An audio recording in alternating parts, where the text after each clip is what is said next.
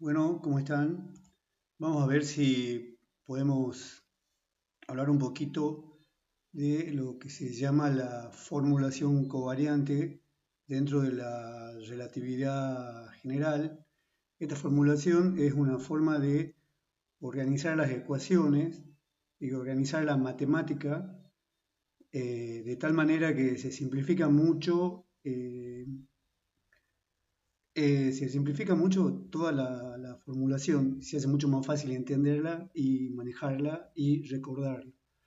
Entonces, la formulación covariante se basa en esta idea que fue originalmente de Poincaré, de Henri Poincaré, eh, que planteó que las transformadas de Lorentz, que son las transformadas de las tres coordenadas temporales más el tiempo, pueden asociarse a un espacio cuatridimensional del que ya hemos hablado, cuyas coordenadas métricas se expresarían de esta forma, donde la cuarta coordenada métrica es justamente el tiempo y es una coordenada imaginaria. Esto, si no se acuerdan que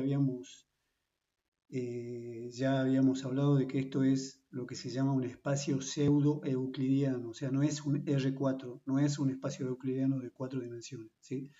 Bien, entonces, dentro de esta concepción de Lorentz, en el que estamos, digamos, trabajando dentro del espacio pseudo-euclidiano, la transformación del vector posición R de una partícula dada puede representarse como una rotación de los ejes coordenados alrededor del origen. Y estas rotaciones son lo que nosotros conocemos como los diagramas de Minkowski, que están, digamos, acá tenemos uno, ¿no? Que nos sirven, digamos, de un modo gráfico para ver cómo por ejemplo, se transforman las longitudes y las duraciones de un sistema O a otro sistema O prima, los cuales están en movimiento inercial relativo entre ellos, ¿no? Bien, entonces, el que desarrolló esto que estamos por contar ahora, que es la formulación covariante, es Minkowski. Y esta formulación está pensada de tal forma que todas las expresiones matemáticas entre magnitudes físicas que conservan su forma bajo una transformada de Lorentz, a eso nosotros le vamos a llamar ley física. O sea, las leyes físicas son relaciones matemáticas entre magnitudes físicas que conservan su forma bajo las transformadas de Lorentz. La formulación que surge, digamos, al adaptar nuestra formulación a este espacio cuatridimensional pseudo-euclidiano es lo que se llama formulación covariante. Entonces, al estar trabajando en un espacio de 4 dimensiones, vamos a empezar a trabajar con elementos geométricos o elementos matemáticos, que son los que van a representar magnitudes físicas, que van a pasar a ser, por ejemplo, cuadrivectores, que son vectores de 4 componentes, o cuadritensores, o escalares del espacio pseudo-euclidiano. Entonces vamos a hablar del más importante para mí de estos conceptos, que es el que más se usa primero, que es el de los cuadrivectores. Entonces, un cuadrivector se define genéricamente ya en la notación tensorial de esta forma.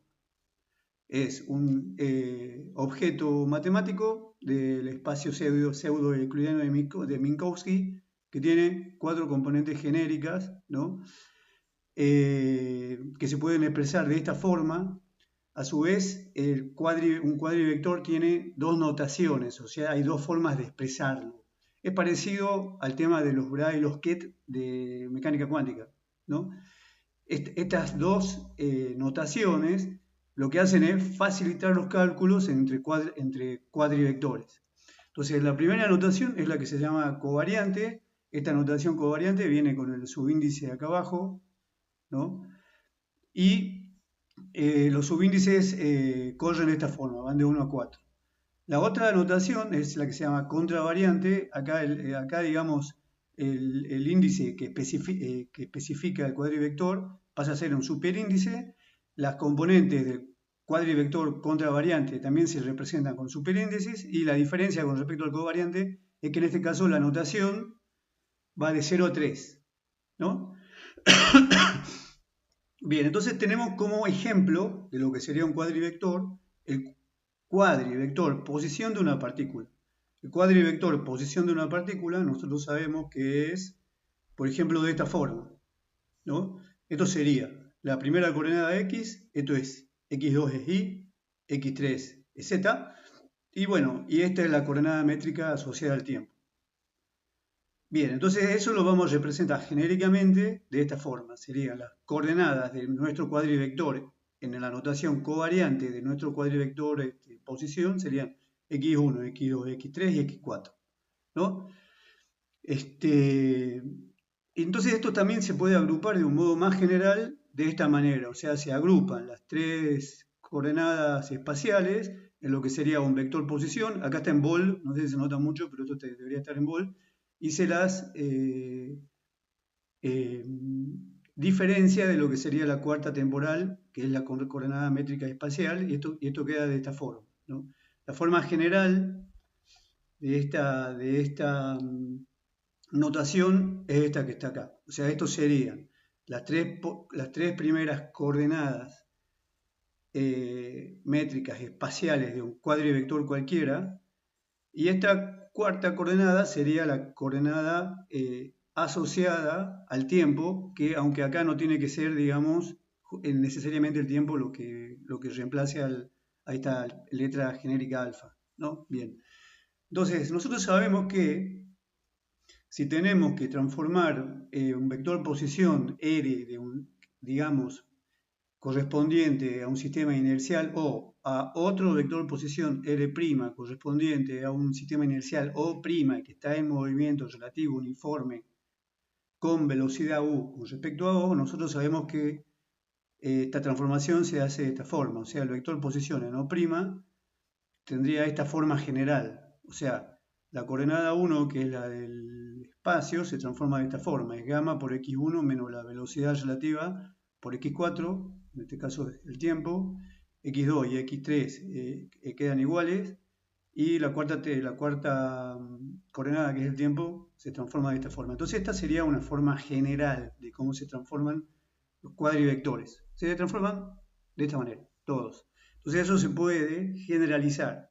Si nosotros tenemos una magnitud vectorial, una magnitud cuadrivectorial genérica, cuya expresión sería esta, esto puede ser cualquier cuadrivector, ¿no? Se va a transformar de esta forma. La transformada va a ser de esta forma. A ver, sí. Muy bien. Bueno, esto nos asegura que la expresión matemática del cuadrivector A', que corresponde al sistema de referencia O', va a ser esta, que es la misma expresión que la que corresponde a la desde el sistema O. Y bueno, acuérdense que a nosotros lo que es relatividad nos interesa mucho que las expresiones mantengan la forma cuando hacemos la transformación. Sigamos. Entonces, esto ya es digamos, un agregado mío. Bueno, pues es así, no es que esté inventando algo yo. Solo que los libros no lo ponen así. Bien. Todas estas magnitudes cuadrivectoriales están además asociadas a una cantidad que se mantiene invariante bajo las transformadas de Lorentz. Esta cantidad invariante se obtiene a partir de la multiplicación de el vector correspondiente, el cuadrivector correspondiente. La multiplicación se hace de esta forma, es la forma covariante por la forma contravariante, y el resultado es esto que tenemos acá.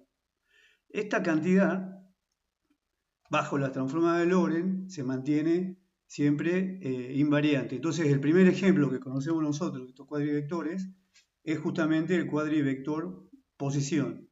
Y nosotros sabemos que la magnitud que se mantiene invariante cuando uno transforma un cuadrivector posición, es lo que habíamos llamado el intervalo espacio-temporal, ¿no? Bien, entonces esta es la forma genérica del cuadrivector posición y, y la magnitud que se mantiene invariante, cuya forma general es esta, para el cuadrivector posición adquiere esta forma, ¿no? Esto es a1 al cuadrado, a2 al cuadrado, a3 al cuadrado, esto es a4 al cuadrado, ¿no? Y nosotros sabemos que esta magnitud, que es el intervalo, que corresponde a una diagonal en el espacio pseudo-euclidiano de Minkowski, se va a mantener invariante bajo una transformada de Lorentz. ¿Sí? Bien. Ya hemos hablado de esto, pero es parecido, digamos, a lo que sucede, por ejemplo, con una diagonal en el espacio euclidiano, definido por las tres coordenadas espaciales y bajo la transformada de Lorentz, podría ser, por ejemplo, la diagonal de un prisma, ¿no? Bueno, nosotros en ese caso sabemos que la diagonal del prisma bajo la transformada de Lorentz es invariante.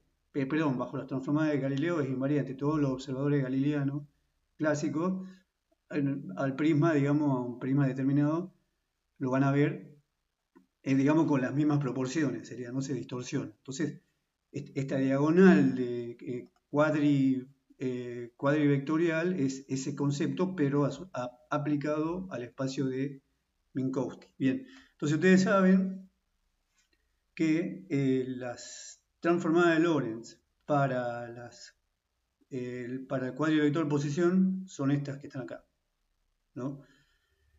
Bien, hay que tener en cuenta que esta es la forma genérica del cuadrivector posición y que esta cantidad definida como de esta forma, que siempre va a ser de esta forma, o sea, es la suma del cuadrado de las tres coordenadas espaciales menos el cuadrado de la coordenada de la métrica temporal, y esa cantidad, bajo la transforma de Lorentz, siempre va al mismo número, ¿no? Bien, sigamos. Entonces hay otro tipo de cuadrivector, que es, por ejemplo, el cuadrivector de momento y energía, que se expresa de esta forma. Nosotros también ya lo hemos visto esto. Bueno, acá tengo un cruce de coordenadas, igual que acá, porque acá estoy usando x1, x2 y x3, y acá estoy usando x y z. Bueno, pero bueno, que este cruce nos sirva para que sepamos de qué estamos hablando, ¿no? Acá también, estoy hablando, digamos, de que las tres primeras componentes del cuadrivector momento de energía son P1, P2 y P3, bueno, que son corresponden a PX, PY, PZ en la otra notación, y acá la transformada está en la notación PX, PY, PZ. Pero un relativista que se precie de tal no se confunde con él. Bien, entonces la forma genérica del cuadrivector de momento y energía sería esta que está acá.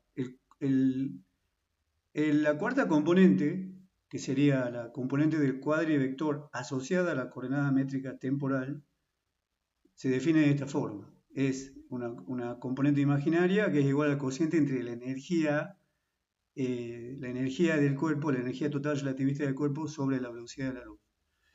Bien, y este cuadrivector está asociado a un invariante que es esta cantidad que está acá. O sea, la energía en reposo sería el valor negativo de la energía en reposo multiplicada por la masa propia, ¿no? Porque esto sería energía en reposo por M0, esto se mantiene invariante bajo una transformada de Lorentz.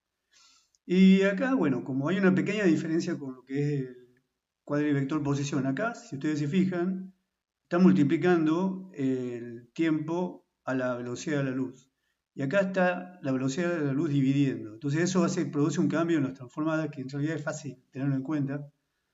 Lo único que pasa es que acá, donde antes estaba U, ahora va a estar B sobre C. Y acá, donde antes estaba B sobre C, ahora va a estar U. Listo, es el cambio. Fácil. Entonces, cómo se transforma, digamos, las tres coordenadas del momento del cuerpo es de ' forma. O sea, Px' igual a gamma por Px menos beta sobre C por E, ¿no? Y esta sería la coordenada del tiempo, que es la transformada de la energía, que se transforma de esta manera. E' igual a gamma por, aquí me faltó algo. Aquí no va el tiempo, acá va la energía. Eso sí que hay que corregirlo. Esta sería la energía no primada, ¿no? Bien. Y acá donde antes estaba la coordenada X, aparece Px. Bueno, acá hay un error, ténganlo en cuenta, esto no es T, esto es E. Bien, sigamos. El siguiente, entonces, ¿qué es lo que importa?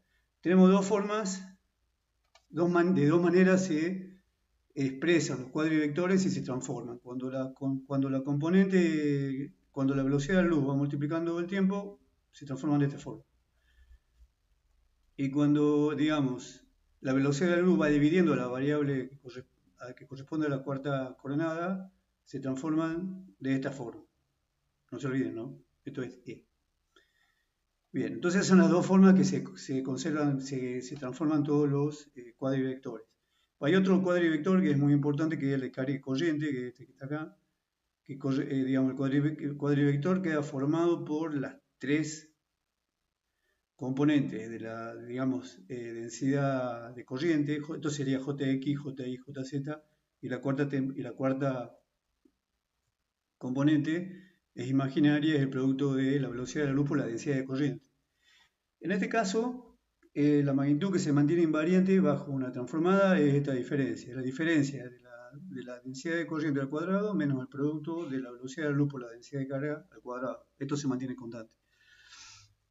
¿Y qué es lo que importa? Que la densidad de corriente acá aparece C multiplicando a la densidad. Quiere decir que esto se transforma como el vector posición, como esto que está acá. O sea, el cuadrivector